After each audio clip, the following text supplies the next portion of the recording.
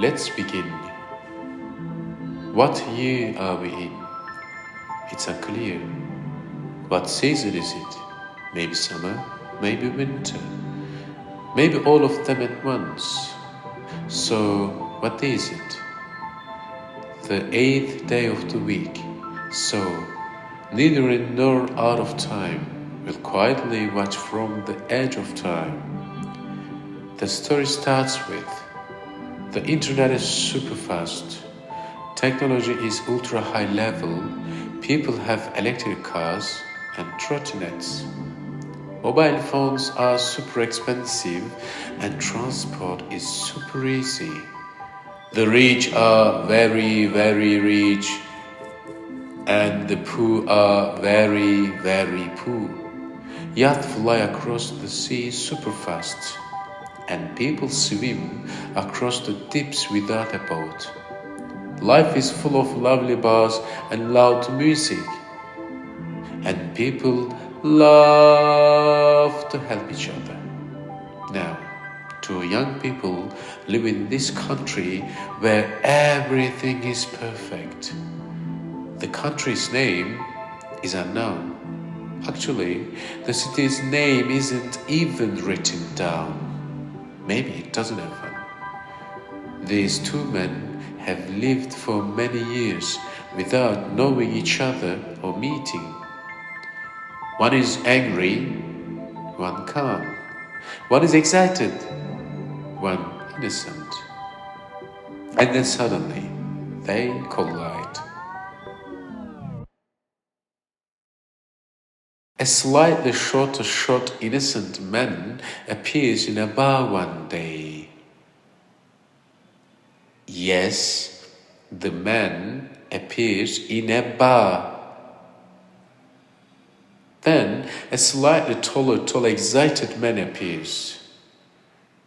And these two men see each other and are seriously surprised. The tall man, but not too tall, but a little tall, says, "Oh, who are you? I've never seen you before." The slightly short man goes and writes something on some paper and hangs it around his neck. It says, "Hamlet." He looks at the other man and laughs. The one who's slightly tall doesn't understand anything. The slightly shorter man says, "To be or not to be, that is the question." The slightly taller guy still doesn't understand. The slightly shorter man says, "To die, to sleep, perchance to dream." The other man stares blankly and says, "Son, are you drunk?" The shorter man says, "Come on, don't you recognize me? Look here, it says Hamlet. Can't you read? I am the soundless voice of innocence and revenge." Then the man whose name we still don't know yet says, "I am de Bergerac, Cyrano de Bergerac." Hamlet looks at him like he is looking at a complicated equation.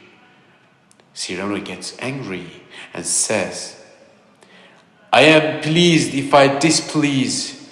I love to be hated."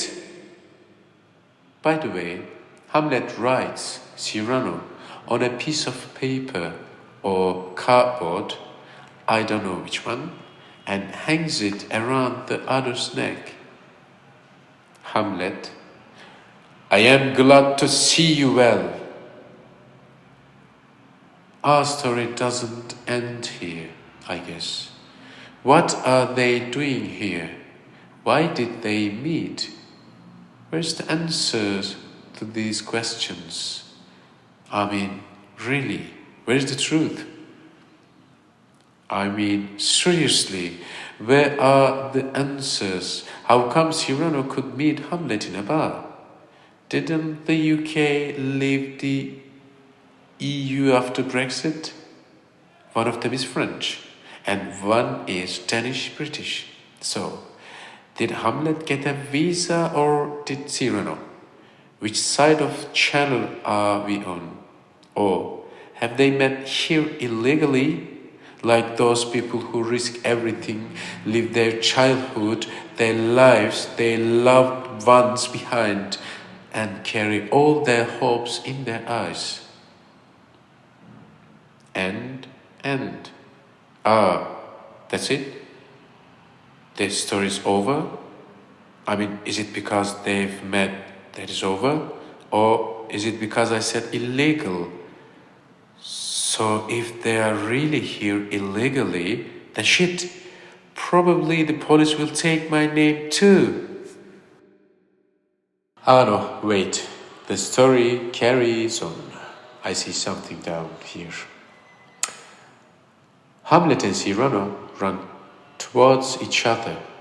Then Cyrano and Hamlet shook hands. These two geniuses, whose past we know, but the reason they are here we don't know, suddenly start sorting the chairs. They arrange the space how they want. That is, a bar, maybe a kebab shop. I'm sorry. Why are they doing this? This story is pretty weird. Anyway, Hamlet and Cyrano sit down, and Hamlet suddenly stands on a chair and says, "And therefore, as a stranger, give it welcome." And Cyrano stands on a chair and says, "Well, what's so strange about it? Pale or red? Now talk, I am all ears. Will teach you to drink deep ere you depart. It disgusts you? Am I a coward who calls me villain, who does me this? Really? I must to England, you know. You didn't tell them where to find me. What's the matter now? That's all. Nay, I know not." Hamlet and Cyrano, who have knocked over all the chairs, sit on the last two chairs facing each other. They stare at each other angrily. And then, suddenly, they both blindfold themselves and start singing in... I don't know what language is that. Then, they start looking for something on the floor. Seeking.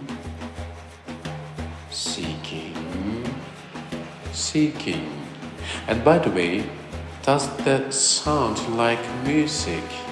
I guess maybe I hear some kind of music? I don't know. Honestly, this story is kind of tiring. Anyway, then suddenly, Cyrano finds a small bag on the floor. He tries to understand. What is it? Smells it. Touches it. But of course he can't see. So he smells it, but it doesn't smell.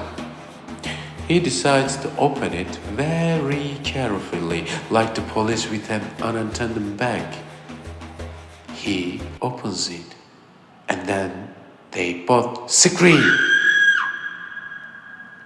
Cyrano hands the small bag to Hamlet.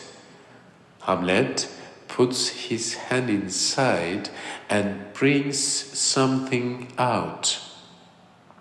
He slowly brings out his hand and says, "Bu bir çekirdek." Cyrano looks at Hamlet and says, "What language are you speaking?" Hamlet says, "I said, bu bir çekirdek. Why don't you understand? I thought French people could speak English." Cyrano looks at him and says, "Vraiment, mon cher ami, qu'est-ce que c'est?" Hamlet says, "I said, these are sunflower seeds, çekirdek." Cyrano gets angry. You didn't say that. You said bu bir çekirdek. What is çekirdek? Bu bir? I don't know how I said that. I don't even know what that means. And he laughs. Then stops talking. Tries to eat the seeds. Then Hamlet, too, starts eating them. Cyrano is surprised, but obviously we can't see his surprise. I mean, we are sure he's surprised, but how does we know he's eating the seeds? While eating, Hamlet says, I have of late, but wherefore I know not, lost all my mirth. Cyrano, yes, I admit it. I am sometimes extreme. Hamlet eats the seeds, and at the same time he mutters something in neither English nor French. Wait, they are actually speaking in English? Did Cyrano take an after-school course or something? Maybe he used an app, I don't know. Anyway, what language are they muttering in? Kurdish or Turkish? I don't think so because, how would they speak Turkish or Kurdish? Spanish? Nah, they don't look European, but they are. Cyrano and Hamlet are, I guess. I don't know about these two. I don't quite think so. Hamlet and Cyrano look like these two guys normally. So, are they not them? Or in my head it's like 50 people are ordering kebabs all at the same time with different sauces and I'm the only one working in the shop. Anyway, Hamlet suddenly stands up and blindfolds himself and says, Doubt thou the stars are fire, doubt that the sun doth move, doubt truth to be liar, but never doubt I love. Cyrano unblindfolds himself, tries to understand, but forgets what he's about to say. Hamlet looks at him and tries to speak with his eyes. Cyrano gets the idea and stands up, says, Yes, all our souls are written in our eyes. Oh, wonderful! Enough, you ravish me. You are welcome. I'll be frantic and invincible. I would I had an army to defeat. I must have giants to vanquish. After what flourish on nature will, I must to England, I will take your advice. What should we do? Then they both stand face to face, and neither of them understands what they are talking about, but they both pretend to. They move left and right, like conjoined twins, and they start scattering the seeds. They walk, thinking. They walk, they think, and they walk, and they walk. They think, and they walk. And then suddenly, Cyrano stops and yells, They have just exchanged their marriage rings. Hold on. Who was? Hamlet and Cyrano did? Based on the grammar, it means something happened and the effects are ongoing. I do hear romantic music. Who wrote this? Or are they writing it themselves or what? Is my mind playing tricks? I don't understand anything, but we should carry on. Cyrano and Hamlet suddenly start dancing, going one way and another.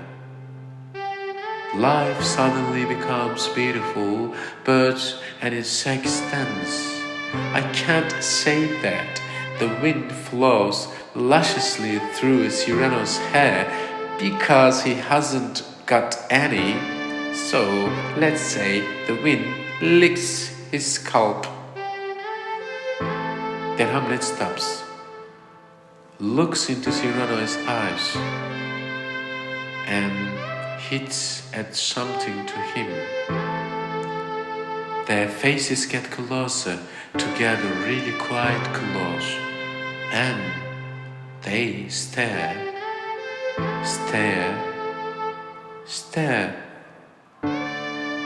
Cyrano suddenly turns around to look at the chairs on the floor, and turning with a soft but sharp, quiet but loud movement, he starts to scatter the chairs on top of one another. Meanwhile, Hamlet puts on a wig he found in his bag. They remove the signs from their necks and scribble something on the backs of them. Hamlet writes something on another piece of paper and places it on the highest chair. It says Préfecture and goes behind the small chair on mountain or next to the small chair of mountain. Hamlet's sign now says Juliet, Cyrano's now says Romeo. What? Are Romeo and Juliet getting involved now? What is going on? Anyway, Juliet now, his Juliet speaks. Oh, Romeo, Romeo, wherefore art thou, Romeo? Cyrano, his Romeo, replies, Oh, speak again, bright angel. Come, what says Romeo? World's exile is death. Romeo is exiled. Exile hath more terror in his look, much more than death. What must be, shall be. Cyrano, Romeo, gets angry and turns his sign over. Juliet sees this, stands next to Cyrano, who was just a minute ago Romeo, and holds his hands and says, Love, give me strength. What is it, your eyes, your lips? When I see you come, I faint from fear. Poison, I see, hath been his timeless end. They look at each other while holding hands. Juliet approaches them. Weirdly, there is a moody music in the background, and they start to slowly sink down to the ground. And Cyrano stretches out on the floor. His eyes are open, but Juliet closes them slowly. Then Juliet begins to spin around, then around Cyrano, and then stupidly around the prefecture. The dance is meaningless but painful. it's irregular and she has one hand on her forehead. Then she starts making a strange sound, some kind of call, a nostalgic sound but unfamiliar.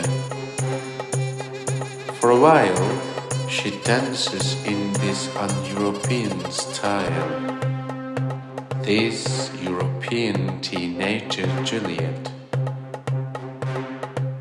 Then she stops and sits down beside Cyrano and starts singing while hitting her chest.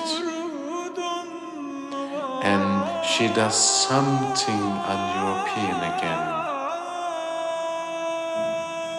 She stops and stands up. I'll be brief. Oh, happy dagger, this is thy sheath. Then rust and let me die. And she takes her own life by breaking her own neck. Every story has a beginning and an end. So why does this one seem to have no end? And why are these two always moving in a rush? Why do they always keep their backs so close? Why do they always look behind them? What's their next step? When they step outside of this bar, outside of this unnamed city and country where everyone loves to help. I mean, are they from here or not? They are going to go somewhere else or not? Maybe someone is going to help them with all honesty. Maybe someone is already working on it. Just like the famous philosopher, philanthropist said, I am working to make this route unviable. I will take every necessary step to fix this broken system, amounting to the biggest overhaul of our asylum system in decades. What does it mean being from around here or not being from around here? What does it mean for someone to take refuge in another country? Is it necessary to blame the fire instead of the arsonist that lit it? Is it necessary to terrify people who have lost sleep over their own fears already? Meanwhile, the two young men take their belongings and put them in their backpacks as though they are preparing for a journey. Hamlet gets some paper and writes on it and places it over the prefecture sign. It says, Rwanda, or further, maybe Mars. I think I've started to understand this story even though it's all jumbled up. Hamlet finds a letter in his bag that says, Don't worry, be happy. And he reads it out loud. We are taking bold and innovative steps. We can provide legal, safe, orderly, and controlled ways for people to better lives, flee oppression, persecution, or conflict, and enjoy new opportunities. The scheme will support the human and respectful treatment of refugees and offer safe and legal pathways for those feeling persecution and insecurity. Hamlet and Cyrano get closer together. Then Cyrano turns to face the small chair mountain. Cyrano. Another enemy, what say you? That is useless. Don't I know? Who are you all? I count 1,000s more. I know you now, my enemies of old. Compromise, cowardice. But in spite of you, there's something that I bear along with me, something that's and is mine. Hamlet stands back to back with Cyrano, as though they are one person. Hamlet has turned to face outward, facing humanity, as if every word he says will spread around the world like a message, as if they will reach that great kingdom on Downing Street, the farthest kingdom. Hamlet: not so, my lord. I am too much in the sun. I would not hear your enemy say so. But where was this? This very strange. This troubles me. I would I had been there, but to my mind, though, I am native here. Angels and ministers of grace, defend us. He is silent and waits, as though waiting for an answer, knowing that it will not come. Hamlet turns to face the chair, Cyrano to face the world. There is neither an arrival nor an answer. I am not sure anyone heard them. They are like breathing shadows in a crowd. Hamlet and Cyrano approach the chair with slow steps. And Hamlet: it will not speak, then I will follow it. Bittiğinde başka biri olacağım. Başka birinin yüzünü taşıyacağım. Yeni halim beklenmedik şekilde güzel olacak. Ve beni kimse tanımayacak. Ve sen inanılmaz gözlerle bana bakıp ikimize de hayran olacaksın. Başka biri olmak zorundayız ve olacağız da. Sana bazı işaretler yapacağım. Sonra kendine ve bana inanacaksın. Biz başkası olmak zorundayız.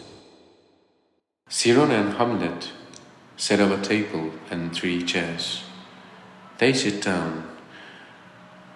They look at the empty chairs and look around. They can't see anything or anyone. They try to understand who this place is for. And then they realize they are carrying something on their backs. Hamlet puts his back on the chair, and Cyrano puts his own on top of it. They just made a person with their backs. But who does it represent? Hamlet tries to understand who or what it is. He realizes it doesn't have a sign like they do. He writes one and places it on the backpack. It says, refugee. So, does this represent a sign or an identity? They bring out glasses and a bottle.